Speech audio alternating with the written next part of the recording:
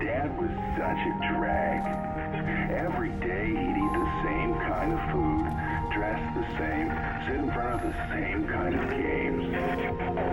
Yeah, he was just that kind of guy.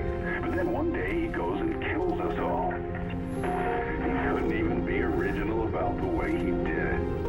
I'm not complaining. I was dying of boredom anyway. But guess what? I will be coming back, and I'm bringing my new toys with me.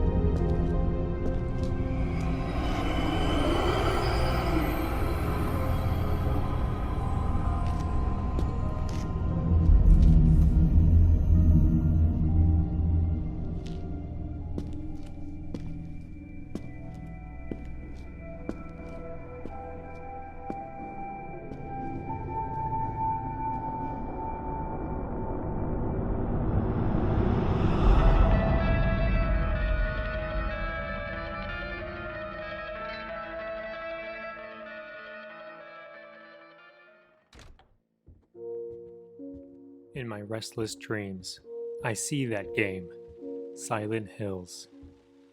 Konami promised they'd take me there again someday, but they never did. Okay, so that was a little bit cheesy, I apologize. This video is basically just me expressing some thoughts on the doomed project of Silent Hills. As many of you know, I'm a huge fan of the first 4 Silent Hill games, Silent Hill 2 being one of my favorite games of all time. When PT, short for Playable Teaser, was cleverly unleashed on the world in August of 2014, I didn't think anything of it at first because I didn't own a PS4 and didn't look too much into it. It wasn't until after it was revealed that it was a new Silent Hill title with Hideo Kojima, Guillermo del Toro, and Norman Reedus involved that my excitement kicked into high gear. PT took the gaming world by storm. It's all anyone could talk about for months. It created a buzz in the industry that typically only happens once in a generation. It's the kind of viral excitement and publicity that most game publishers could only dream of. Silent Hills was poised to bring back the beloved franchise in a genre-defining way if PT was any indication. Even though I didn't own a PS4, I'm primarily an Xbox gamer. I would have happily purchased a PS4 if Silent Hills turned out to be a PS4 exclusive. It likely would have been a money-printing machine for Konami. That's why it was such a shock to hear that Konami had canceled the entire project after pulling PT from the PlayStation Store. I don't know if we'll ever learn what truly happened between Konami and Kojima, but I can only surmise that since they canceled the project entirely, Konami simply just doesn't like money. They've since thrown their longtime Silent Hill fans a bone here and there, in the form of a Pyramid Head skin for Super Bomberman R, and Silent Hill DLC for the game Dead by Daylight. On one hand, I'm happy that Konami hasn't forgotten about one of their most legendary franchises, but on the other hand, it feels like a slap in the face after canceling what looked like an amazing horror experience. The Silent Hill DLC for Dead by Daylight is also just silly. Pyramid Head, or the Executioner, has nothing to do with Heather Mason's storyline, and it would have made more sense to put James Sunderland in there instead. But I digress. In the years since the cancellation of the Silent Hills project, other developers had tried their hand at recreating the horrifying atmosphere that players experienced in PT, but so far with mixed and underwhelming results. The passion from the community has been huge for PT, as it has been recreated time and time again by fans in Unreal Engine, Little Big Planet, Project Spark, Minecraft, Dreams, Half-Life Alyx, Roblox, and more. Every E3 season since the game's cancellation, the rumor mill starts churning out new leaks or chatter about the return of Silent Hills.